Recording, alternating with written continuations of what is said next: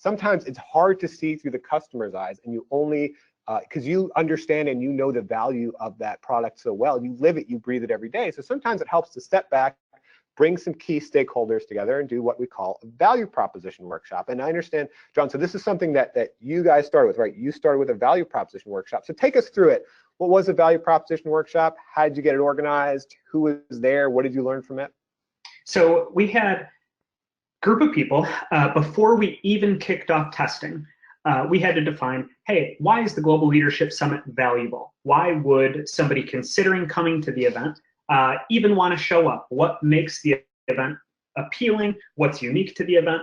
So we invited in about 30 people from all different departments of the organization and wrestled with this question. And we kind of listed out, hey, here's all the customer benefits we think the summit provides, and here are the things we think are most appealing and most exclusive.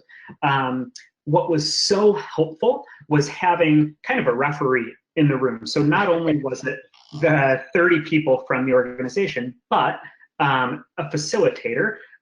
In this instance, it was somebody from MECLABS who was able to kind of guide the conversation and prevent against, say, for example, an executive or somebody with just a powerful voice that people tend to be influenced by, overpowering the room, for example. So having that moderator was super, super helpful in the value proposition workshop. So let me ask your biggest surprise, because I'm sure you walked in, that you and your team walked in, obviously smart folks, been working on this for a long time. You had certain probably preconceived notions about the value, about the product. Walking out, for you and your team, what was the biggest surprise that you took away from the value proposition workshop? The power of the local site. So small bit of history on the event. It was just a one site event. Like most conferences you attend in person. This is actually like live HD broadcast around the United States and around the world.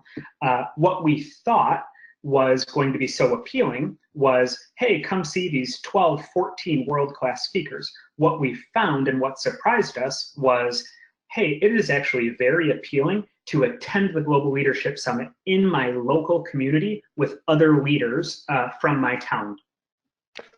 That's great. We're going to see how John rolled that learning out into landing page and email in just a moment. But first,